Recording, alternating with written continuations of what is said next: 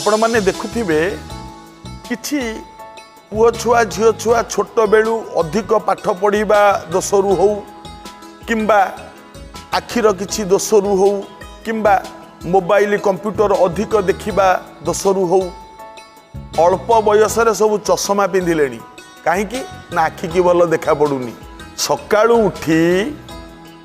जो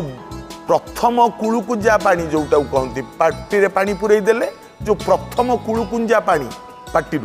से पानीटारे तले पकेबेनी से पानी रे जदि आखि की प्रतिदिन धुअंती